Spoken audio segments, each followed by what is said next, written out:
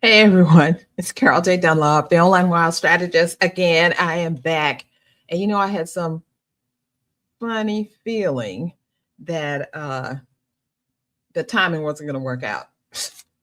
I scheduled the stuff, I did what I was supposed to do, but it did not work out the way I wanted to. But that's okay because now we are on track. So the next voice you hear, the next person you see will be me and Jennifer McClain. So thank you for joining us.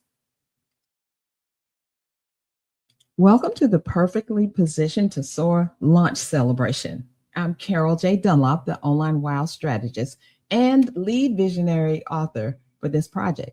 I say project because it's actually more and bigger than the book, and you're going to see that today. I'm sitting down with each of my co authors to talk about their chapter. We'll go through why they said yes to this project and how what they created can help you make more money and play bigger. Join me in the studio now for this amazing interview.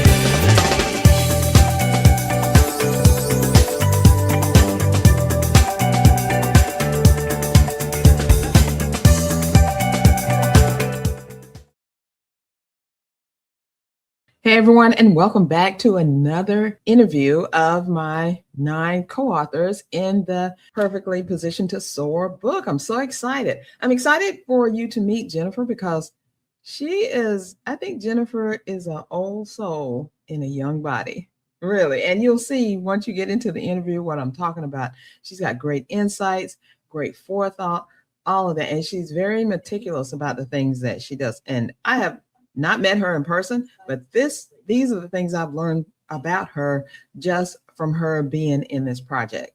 Jennifer's actually been on my list for a while, and it's always good when you can put out something and the people on your list resonate with it because several of the authors did that same thing. They resonated with it. They were like, yes, I need to get this done. I want to be in this. I'm ready, kind of thing. And that just helps me to know that I am doing what I am supposed to do. Let's get into this because Jennifer McClain is going to tell us all about herself, her business, and what she does. So be ready. Hi, thank you so much for having me. I'm genuinely happy to be here. This has been months in the making, and celebrating it today alongside so many brilliant co authors feels like a full circle moment. I am excited to dig into all of this with you. I'm Jennifer D. McClain. I'm the founder and CEO of Mission Inspire, and I also currently serve in nonprofit and community development leadership. More than 25 years in the field now. I want to name something up front because people get this wrong constantly when they hear I run a business alongside a full time leadership role. My nonprofit work is not the day job that funds the real dream, and Mission Inspire is not the passion project I'm waiting to escape into. Both of them are calling. Genuinely, it's the same calling, just expressed in two places. I don't experience myself as split between them. I experience myself as whole, drawing from everything I've built in both.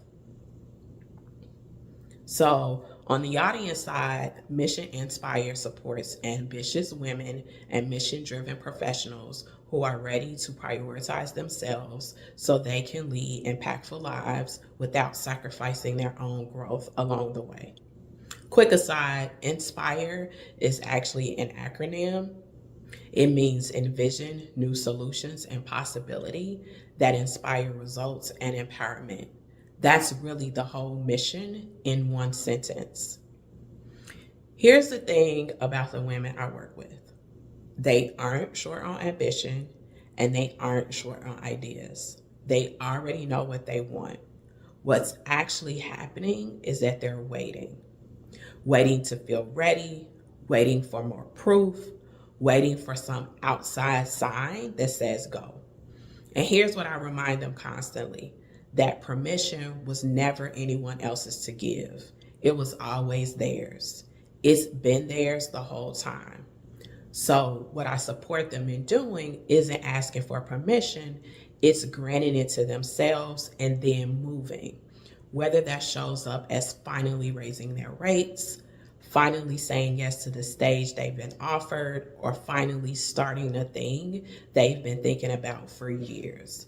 The pattern is the same. They already had what they needed. They just needed to stop waiting for someone else to confirm it. I've watched this shift show up in the same way over and over in my coaching work. Nothing external changes in that moment. The opportunity was always there. What changes is that someone finally stops waiting for permission that was never going to come from outside of them anyway. Thanks so much for that, Jennifer. It's really heartfelt. And I can see myself early on in what I was doing before when I didn't have any direction, when I was putting things out there and like, is anybody gonna resonate with this? Or am I just putting stuff out there and don't even know what's going on? But luckily, prayerfully, I'm glad that people do resonate with what I'm doing and that people are going to resonate with what you're doing as well and your chapter. So what I'd like to know now is what made you decide to become a part of this project? I have been a part of Carol's email community for a while now. And when this invitation for this project went out, I said yes relatively quickly. No overthinking, no sitting on it, no waiting to feel ready. That's notable for me because that has not always been how I operate. I've had seasons where I let an opportunity close because I told myself I needed more time, more polish, more proof that I was ready before I could move. So this time being different, saying yes immediately, that's actually the spark story in itself.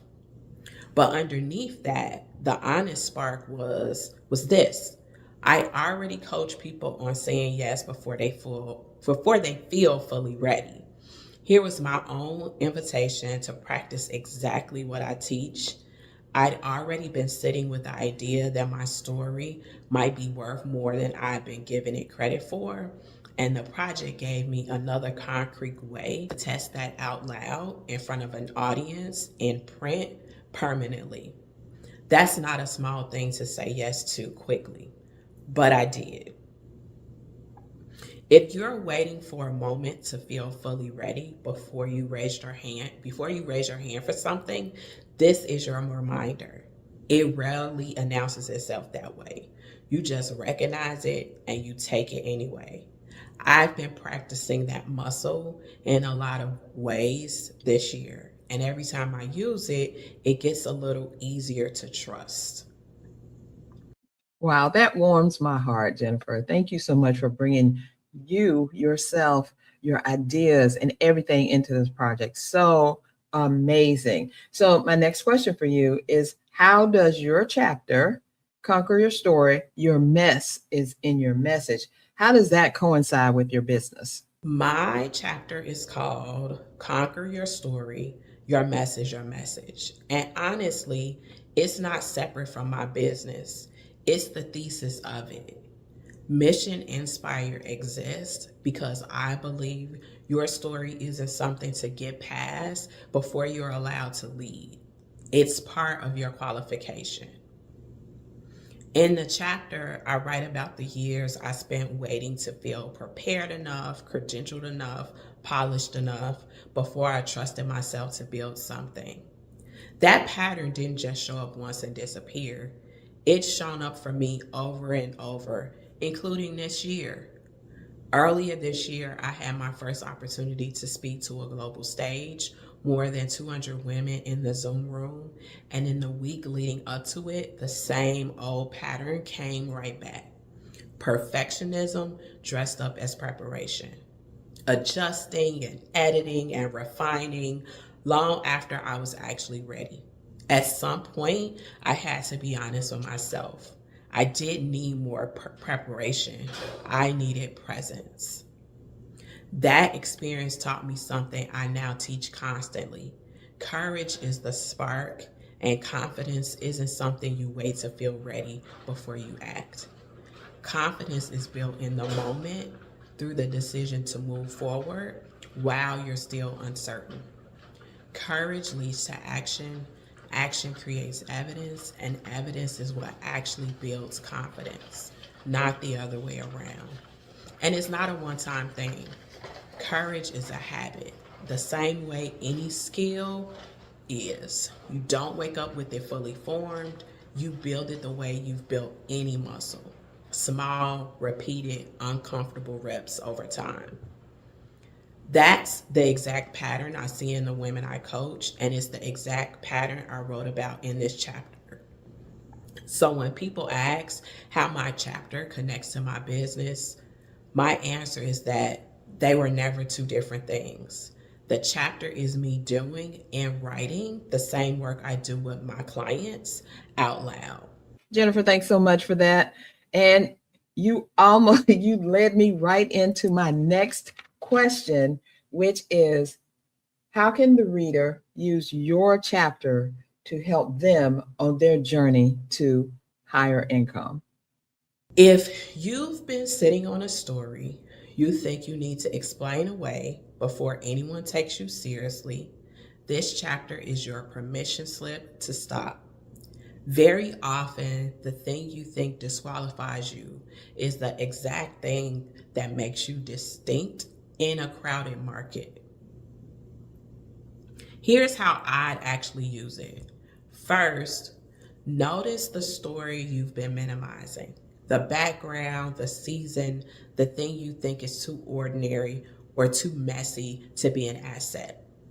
Second, get honest about what the story has actually taught you, because it has.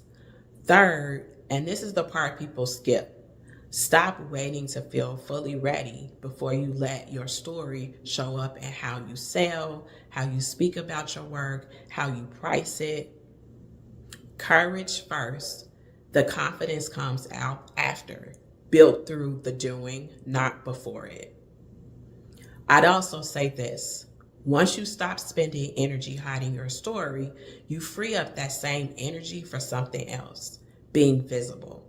I see so many capable women on doing quiet, excellent work for years and then shrink the moment it's time to actually be seen for it. Undercharging, downplaying wins, saying small so they don't feel like they're taking up too much space. If that's you, hear me clearly. Being seen is not the same as being prideful, and you were never invisible. The world is just catching up to what you've already built.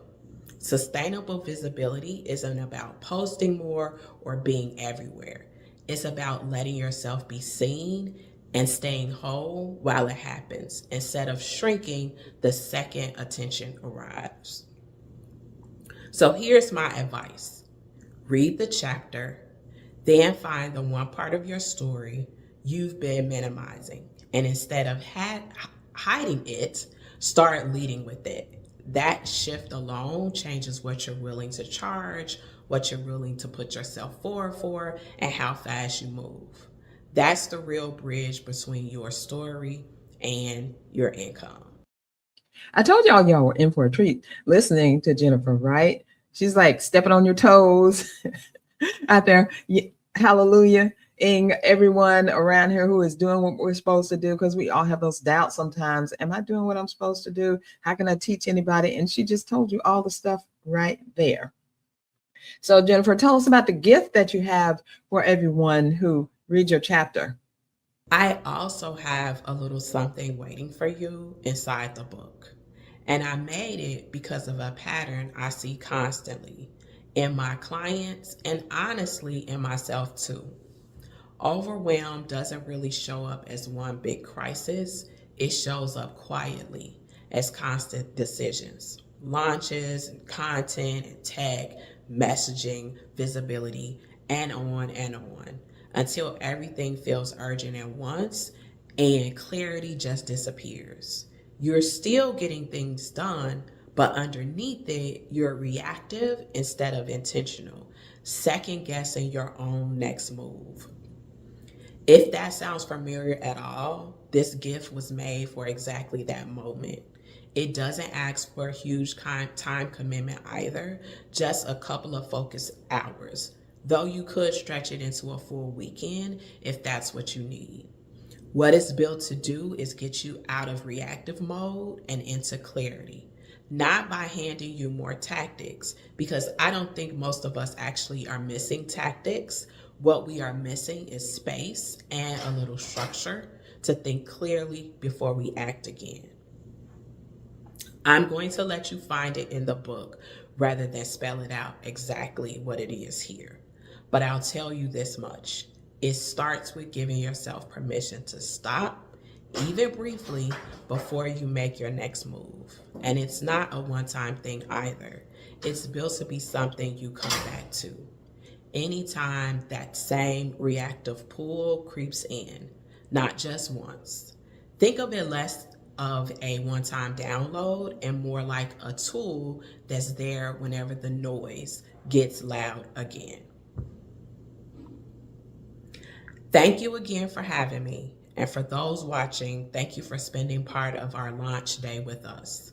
If anything I shared totally landing for you, grab your copy of Perfectly Positioned to Soar. My chapter's in there, along with 9 other women who know what it's like to wait too long. Go get the book and let today be the day you stop waiting too. I love how you explained that and broke it down and made it so that, oh, I got to get that right now. And I hope y'all feel that way because you know that this is the launch for the book, right? The Kindle version is here, ready for you. It's only $2.99. I know you can afford that. Go on out there and get it. And when you get the book, you'll also have access to Jennifer's awesome gift as well. And unfortunately, I let her go before I asked her about her website. So I'm going to have to tell you what that is so you can find her in this internet streets.